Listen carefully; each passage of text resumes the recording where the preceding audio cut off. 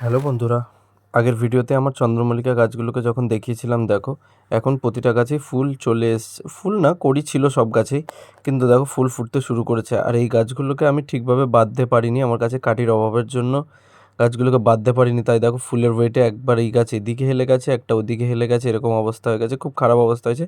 কিন্তু অনেক ফুল ফুটেছে একটা গাছে দেখো। এই লাল ফুলটা তো হেভি সুন্দর লাগছিল আমার দেখো। গাছগুলোকে ঠিকভাবে বাঁধতে পারিনি বলে এরকম অবস্থা হয়েছে। সময়ে ঠিকঠাকভাবে বাঁধলে ফুলগুলো আরও সুন্দর হতো। দেখো প্রতিটা গাছে কত কুঁড়ি আর কত ফুল রয়েছে দেখো। সব ফুলই আস্তে আস্তে ব্লুমিং করছে, আস্তে আস্তে ফুটছে সব ফুল। ওটা সবার, হলুদ ফুলটা সবার আগে ফুটেছিল। এইটাতেও দেখো না কত সুন্দর কালারের, সেই ফুলটাতেও ফুলগুলো ফুটছে আর কিছু কড়ি আছে ব্লাস্ট করার জন্য।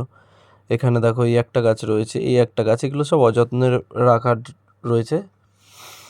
এইখানে দেখো এটা দুটো গাছ একসাথে রয়েছে পাশাপাশি রাখা, দেখো দুটোতেই ফুল ফুটতে শুরু করেছে একটা একটা। আর এটা তো হচ্ছে সব থেকে বড় গাছ আমার। এটাতে দেখো ফুলটার কালারটা এত সুন্দর, আমার তো কিছু আনন্দ হচ্ছে। আর এগুলো কিছু গাছ আমি পরে এনেছিলাম, যেগুলো আর টপ চেঞ্জ করতে পারিনি, ওরকমই রেখে দিয়েছিলাম। তাতেও দেখো অনেকগুলো কালারের ফুল ফুটেছে দেখো, সব আলাদা আলাদা ফুল ফুটেছে, কত সুন্দর লাগছে দেখো। এই দেখো, এই হলুদটা সব থেকে বেশি ফুল ফুটেছে, একটা ছোট একটা 4 ইঞ্চি টব